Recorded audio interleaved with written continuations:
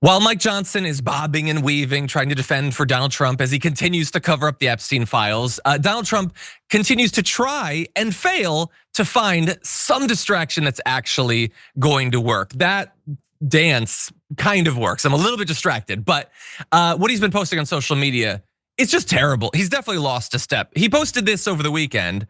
You remember he had done the thing of the deep fake of Obama being arrested. Now he's just got an image of like, it's the OJ thing, and Obama's fleeing and he's in a car as if he would ever drive himself anywhere. And that's JD Vance in the other car, which if we could just zoom in, it's the weird faced meme of JD Vance. That's what Trump posted. Either because he couldn't ask one of his interns to just edit it in 1 minute in Photoshop, or because he wanted to put JD Vance like that, because he, like many people, believes that JD Vance is being real quiet about the Epstein thing because he thinks maybe I need to replace Donald Trump at the end of this thing. Donald Trump is definitely worried about what JD Vance is doing. But more importantly, it's, hey, everybody, don't think about the kids and me pardoning Ghislaine Maxwell and all of that. No, I'm gonna get Obama for the thing. You remember Tulsi thing like a week ago that everybody immediately said was absolute BS and we had nothing? That's still all that I've got a week later. And look, it's easy for me to make fun of this stuff, but really, he has not come up with a better excuse in a week. Donald Trump, the guy who's more of a master in telling the media what to focus on and getting them to do it than anyone else in modern history. He has not been able to come up with anything, despite all the consultants and all the professional trolls and all the memesters and his media people. He has a stranglehold on the media and he still can't get away from this thing. And so he's got Obama. He's also got this, which again, this is him like remixing his old hits or whatever. He posted this on Truth Social with the idea being that supposedly Kamala Harris paid Beyonce and Oprah to endorse her. And that's illegal. You can't do that. And that's probably why she won the election or whatever. Again, it doesn't make any sense because even if she did that, God, it's so long ago. But also, she didn't. You have literally no evidence of that. Also, it's Beyonce and Oprah. You don't need to pay them to support the person that's running against you, Trump. I'm sure they were going to do that regardless. And so it just feels so stumbling and bumbling. And the word from behind the scenes is he is getting increasingly frustrated about how this story has overshadowed his agenda. I think also it's just that it shows that he is becoming less influential or effective in controlling the narrative. I personally think it might even be helping him that it's overshadowing the rest of his agenda because the rest of his agenda sucks. But this is all he's got in terms of distractions, Jared. What do you make of it? I'd like to see more people maybe jump on. I won't do it.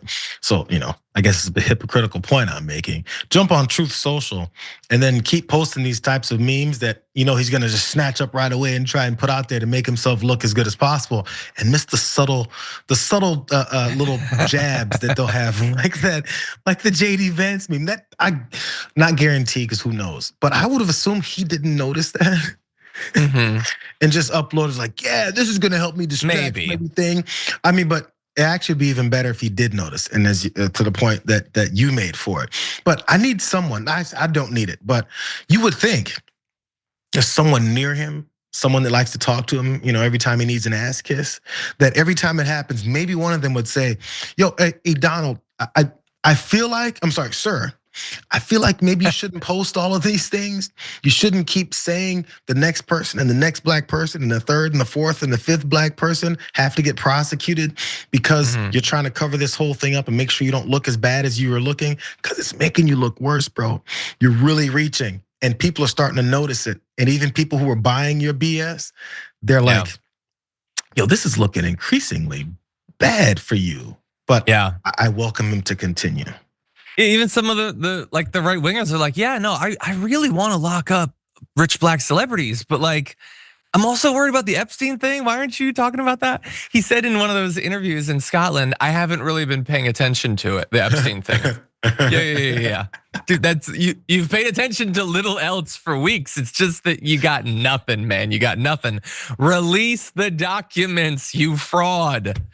Anyway, let's talk about, for just a few minutes, about another Trump whose name has not popped up in this area very much. Where is Melania? That's a question that I have asked before, that many people have asked. As Donald Trump became president, has had scandals, some successes. It's strange that he seems to see his wife so little, but in this time in particular, when the Epstein thing has been swamping his presidency for multiple weeks, and a lot of people, including many right-wingers, are speculating about what exactly Donald Trump did, as more and more details of his long friendship with one of the most notorious perverts in American history are released on a daily basis. Where's the wife? I think a lot of people are wondering. And is her absence from his side indicative that she, like many people, is growing increasingly suspicious? Spoiler alert, no, she doesn't need an excuse to not spend time with him. But we are getting more details coming out from people in the know about Melania and how she met Donald Trump, what social circles she moved in, that maybe give an alternative explanation as to why she doesn't want to pop up very much in these conversations. And so bear in mind, this comes from Michael Wolff, a journalist who's written a lot about politics. He has had basically unprecedented access to political figures, including Donald Trump. That said, what he says is often disputed by Donald Trump, so we'll give you that caveat.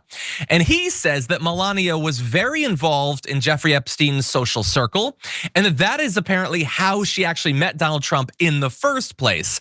Wolff said she's introduced by a model agent, both of whom Trump and Epstein are involved with. She's introduced to Trump that way. Epstein knew her well. Trump and the future First Lady reportedly first met in September 1998 through Paolo Zempoli, the founder of ID Models, the guy or the organization that helped Melania emigrate to the United States in the first place. Zempoli had his own ties to Epstein and to Ghislaine Maxwell as well, according to Politico. In explosive tapes first recorded by Wolff, Epstein alleged that Trump liked to F his friends' wives and first slept with Melania on his Lolita Express. That's what Epstein said. And so she was a factor in the social thing. Again, that's not asserting that she did anything wrong or necessarily knew that anything bad was happening, but she was on the flights, she was in that social circle. And Zempoli, by the way, is still a figure in this whole thing politically. Since March 2025, Zempoli has served as Trump's special representative for global partnerships.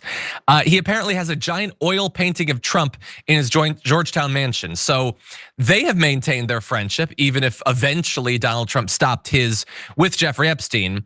Now, Melania disputes this characterization of the beginning of their relationship. She says that she first met Trump at New York's Kit Kat Club, which just sounds like the most Epstein sounding place I've ever heard of. But anyway, and in her book, she talks about how he came up to her and started basically trying to talk her up while with another date of his. Again, just pitching him in the most flattering light or whatever.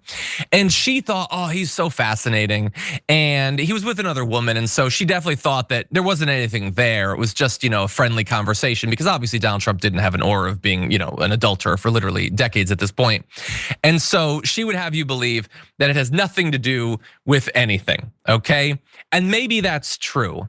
Still, if it was the Clinton years and Clinton was in this sort of scandal, remember, he had his own big scandal for a long time.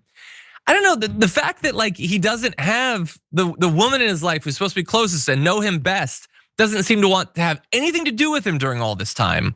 That seems very strange to me. What do you think, Jayar? Isn't it weird? It's kind of odd. I was seeing headlines a few weeks ago about the Obamas and their marital issues. Are they going to get divorced? We haven't seen them together. Oh, how come he went to this event and she wasn't there? And I think I saw another headline, because I didn't have time to take all this in, about how they addressed the divorce rumors and gave some details. Why is no one curious enough to try and figure out exactly what it is that's behind Melania's, now in two separate terms, distance from her husband? And the obvious videos of her slapping him away and turning her back to him and giving him middle fingers. Why hasn't that been adjudicated to the degree of divorce rumors through former president, that they can do whatever the hell they want? But we're so detached from but even stories like this, why hasn't Melania said anything about this? Why hasn't she come out full force and be like, my husband is on the up and up, has nothing to do with this? Yeah. Well, that'd be a story within itself, because as we've seen, their relationship looks a lot like she wants nothing to ever do with him. She got whatever she needed out of it, and so did he. And I worry maybe we'll see more of that as these issues come out. Who knows? And by the way, if you're not remotely interested in either of those, you don't think that it has anything to do with anything, I think that's totally fine. I don't think you're obligated to care about any of this. I mean, I've tried to provide some information as to why there could be something there, but you don't have to care about it. The thing about the right wingers that weirds me out though is that they do care about it. They hyper focus on any idea that Barack Obama, a guy who literally is just off making documentaries, has nothing to do with politics anymore, maybe he'll get divorced or whatever. And yet they pretend to think that, oh, everything's just great, Melania and Trump. Nothing weird, nothing suspicious there. Like again, you don't have to admit it, that it's a sham marriage. You don't have to do that, you know, or whatever. But like, then you got to give a pass to Barack Obama. Like, you can't be interested in one that's utterly irrelevant and magnify all the evidence, and then not care about one that's actively looking super strange in the White House. That's my belief. With the guy who's been divorced like 4 times already. Exactly. It's the hypocrisy. It's crazy. The obvious race-tinged hypocrisy.